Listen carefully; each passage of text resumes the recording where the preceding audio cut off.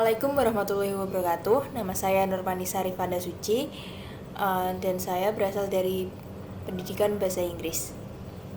Di sini saya akan menjelaskan atau re-explain tentang materi Seiga, yaitu debating. So, what is debating? A debate is a structured argument. Two sides speak alternately for and against a particular contention, usually based on a topical issue.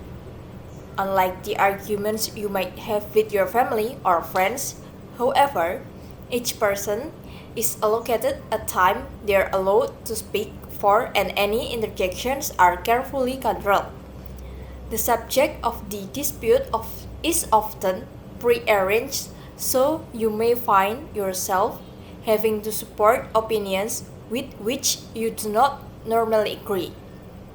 You also have to argue as part of a team, being careful not to contradict what others on your side have said. Debate also can mean as a process that involves formal discussion on a particular topic. In a debate, opposing arguments are put forward to argue for opposing viewpoints. Debate occurs in public meetings, academic institutions, and legislative assemblies. It is a formal type of discussion, often with a moderator and an audience, in addition to the debate participants. So why debate? It is an excellent way of improving speaking skill and is particularly helpful in providing experience in developing a convincing argument. Those of you who are forced to argue against your natural point of view realize that arguments, like coins, always have at least two sides. So, ada beberapa jenis debat, yaitu yang pertama ada Australasia atau Australia Asia debating.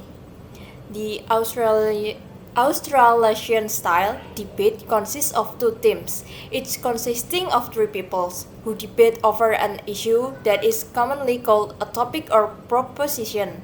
The issue, by convention, is presented in the form of an affirmative statement, beginning with that, for example, that cats are better than dogs, or this house, for example, this house would establish a world government. The topic subject may vary from region to region. Most topics, however, are usually region-specific to facilitate interest by both the participant and their audience. And second is European square debating. This is a Paris-style inspired format specifically suited for a Council of Europe simulation. Four teams representing four major European nations, for instance, France, the United Kingdom, Germany, and Russia, confront each other on a pole-side debate, including two broad coalitions. Online examples for sustainable energy and defense. Each team is composed of two speakers, the Prime Minister and the Foreign Secretary. And the third is impromptu debating. Impromptu debating is a relatively informal style of debating. When compared to other highly structured formats, the topic for the debate is given to the participant between 15 and 20 minutes before the debate starts. The debate format is relatively simple. Each team member of each side speak for 5 minutes, alternating sides. A 10-minute discussion period, similar to other formats. Open cross-examination. Time follows, and then a 5-minute break, comparable to other formats' preparation time. Following the break, each team give a 4-minute rebuttal. And then there are British parliamentary debating. The British parliamentary or PP debating style involves four teams: government or proposition, one opening, one closing team support the motion, and two opposition teams, one opening, one closing, opposite.